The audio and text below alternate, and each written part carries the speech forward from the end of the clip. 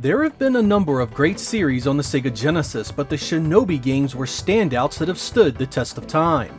They had a combination of graphics, gameplay, and sound that simply elevated them well above the typical action title. Funnily enough, of the two arcade Shinobi games that had been released, the Genesis never received a port of either one of them, and instead Sega chose to take the series in a completely different direction at home. But which one of these great games was best? They all had elements that easily put them in contention for some of the better games on the platform. In the 4 years or so I've been doing the Sega Lord X content, I have seen opinions vary wildly on this subject. Some people love one above the others in many cases, and in this episode, we will be comparing all three Genesis titles to see which Shinobi will rightfully rule them all. I hope you guys enjoy my 16-bit Shinobi Showdown.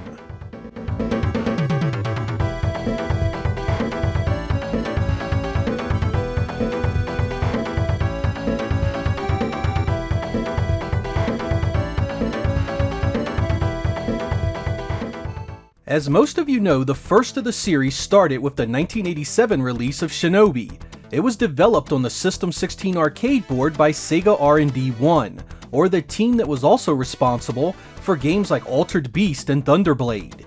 It took inspiration from the earlier arcade run-and-gun Rolling Thunder, relying on left and right scrolling on a playfield that had upper and lower platforms filled with enemies that needed dispatching. There were a few ports of this game to 8-bit consoles and various home computers of the time, but instead of Sega bringing it home to the Genesis, they decided to do a full-blown sequel.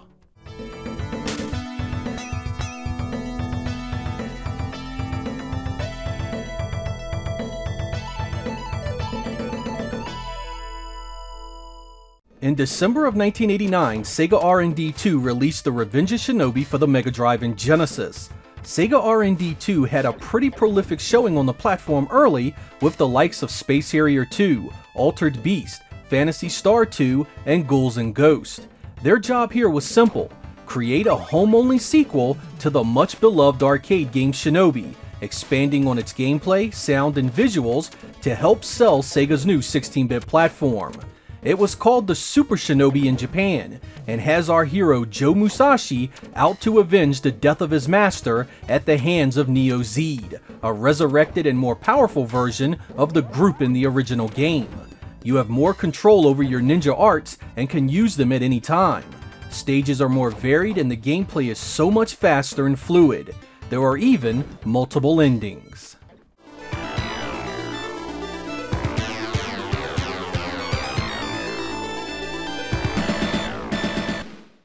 Sega R&D 2 was back for Shadow Dancer: The Secret of Shinobi.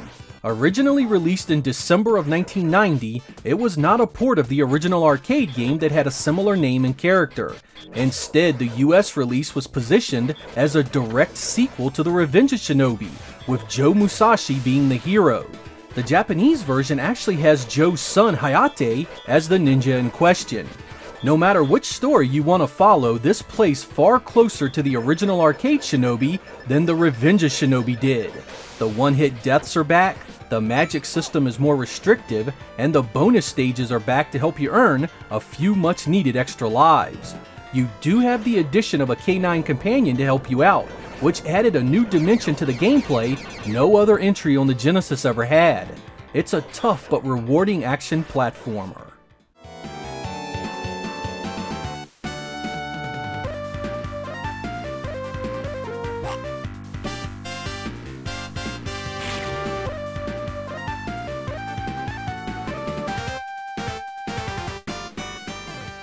The third and final Shinobi to appear on the Genesis was 1993's Shinobi III: Return of the Ninja Master.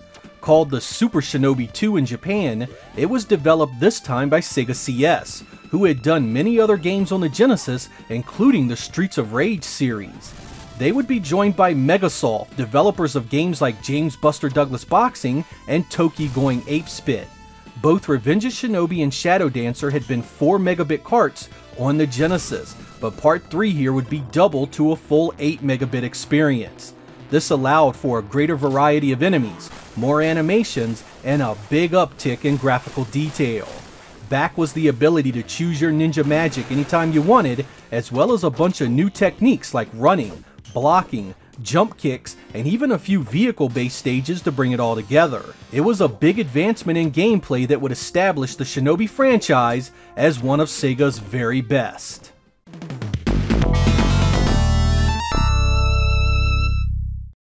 Comparing these games graphically is essentially taking a trip through the life of the Genesis and seeing how its library evolved. The Revenge of Shinobi was an early game with great background detail and a decent variety in its enemy sprites. It doesn't have a huge amount of parallax scrolling, and the animations tend to be on the simpler side. When Shadow Dancer landed, it was very similar in many respects, but this time the developers went with brighter colors and added a few stages with nice special effects and really cool scrolling backdrops. It definitely has its own art style that separates it from Revenge, and in many ways I prefer it visually. When Shinobi III came along in 1993, it doubled the previous two games' cartridge size to 8 megabits, and with that increase came numerous improvements. Animation is a cut above the previous games in every way. Just the walking animation alone is better, and that's not even counting all the new moves the Shinobi can now do. Stages have more details, more background layers, more enemies, and everything is just about as colorful as you could want it to be. From a purely technical perspective, there is no question that Shinobi 3 is the better game by quite a stretch. But visuals are always more than just the sum of its technical presentation. For example, even though Revenge of Shinobi and Shadow Dancer are early Genesis titles and only 4 megabits in size, you still have to admire the art direction in both of them. Revenge has you fighting against backgrounds like waterfalls, nighttime cityscapes, and on top of trains, while Shadow Dancer has you battling across bridges, caves, and even the Statue of Liberty. These locations add a great amount of depth and variety to the visuals that are quite pleasing to the eyes. Shinobi 3, though, is just a gorgeous game all the way around. Every stage is a masterpiece. From the caves of the early levels all the way to the enemy bases later on, you get a presentation that rivals the very best of the 16-bit generation. I love all three of these games visually, but Shinobi 3 is the winner here for both its technical excellence and variety.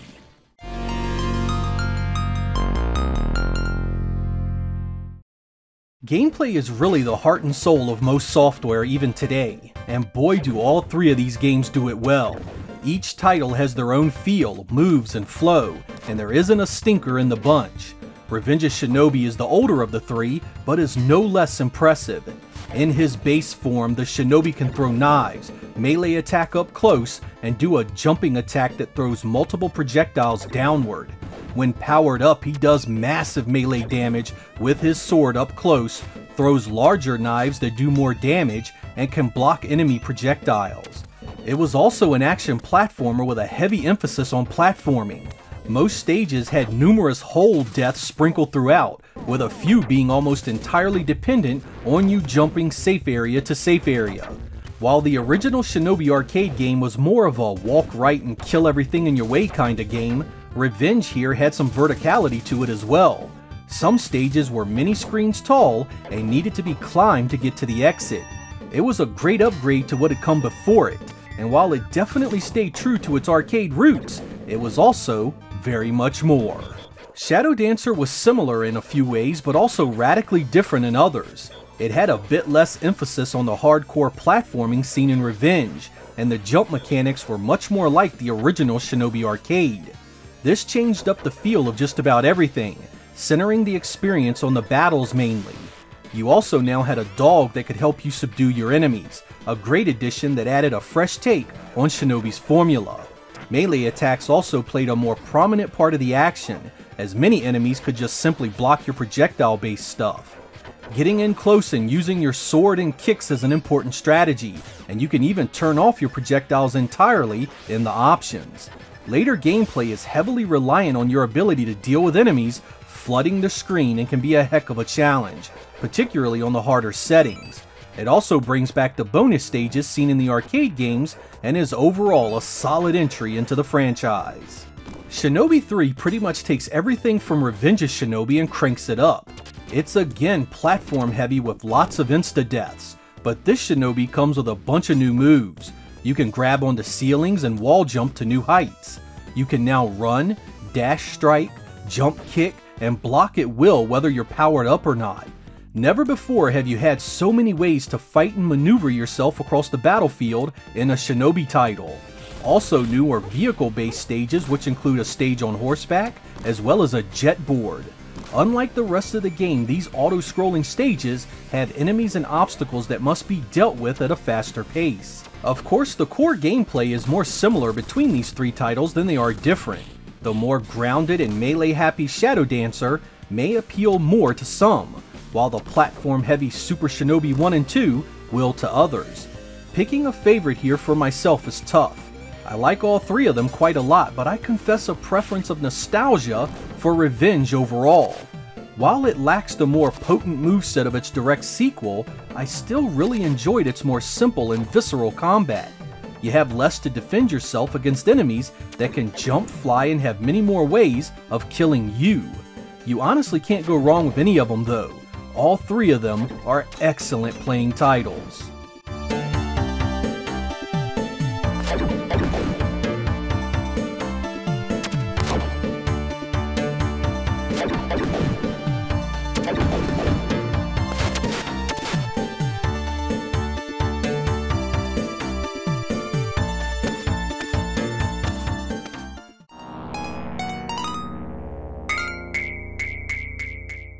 Believe it or not, the hardest category to judge these games are their sound and music. These are three excellent games in that regard, and each one has a number of memorable entries that no doubt endear them to each of you. Famed composer Yuzo Koshiro did the honors for Revenge of Shinobi, and man did he do a hell of a job here. He weaves a masterful symphony of Eastern-influenced sounds to bring together one of the more impressive early soundtracks for the platform. Keisuke Sukihara did the music for Shadow Dancer, who also did the music for the arcade version and many other later Sega games like Outrun 2 and Virtua Fighter 4. This soundtrack is again top-notch and fits the chaotic nature of the environments perfectly.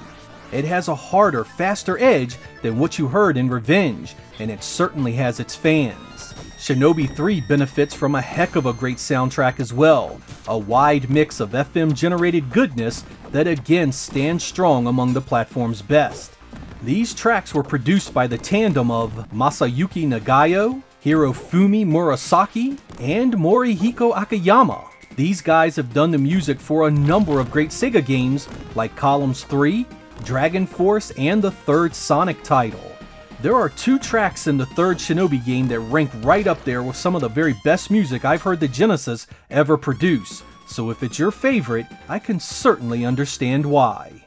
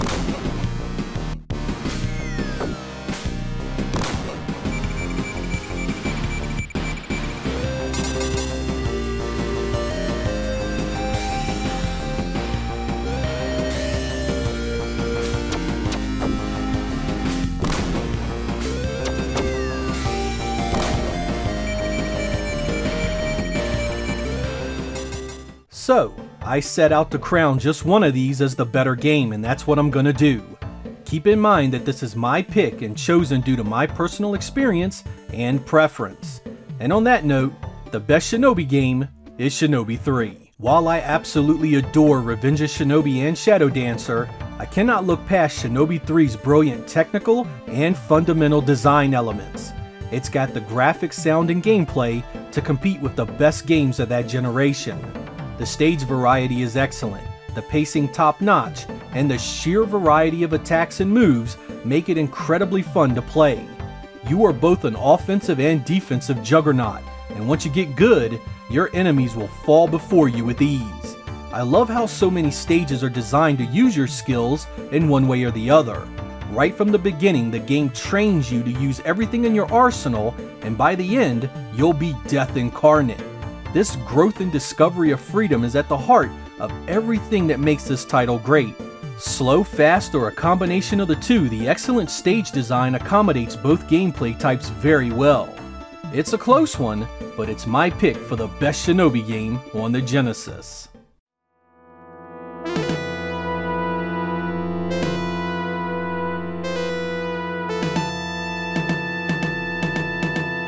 Of course, opinions will vary here, and ultimately all three of these games are must-plays.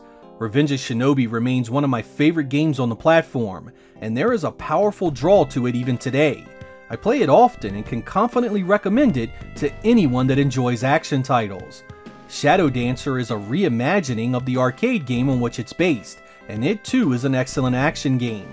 This one stepped up the visuals in a few areas and offered a nice addition in the form of the K9 companion. It's another one with a great flow to its gameplay, and I really dig the closeness it has to Shinobi's arcade roots. Its only real negative is that it's really short. Shinobi III of course came later on a larger cartridge, and it shows. It's definitely a maturation of the ideas found in the previous games, an evolution of gameplay and presentation, and that can't be overlooked. The finesse you see in Shinobi III couldn't have happened without the previous games here. It's a bit like other great video games throughout history. You couldn't have had Sonic 3 without Sonic 1, Mario 3 without Mario 1, and that's the real takeaway here, my Sega-loving brethren. No matter which one of these you prefer, these are all incredible walks down memory lane. I'm Sega Lord X, thank you guys for watching, and I will catch you next time.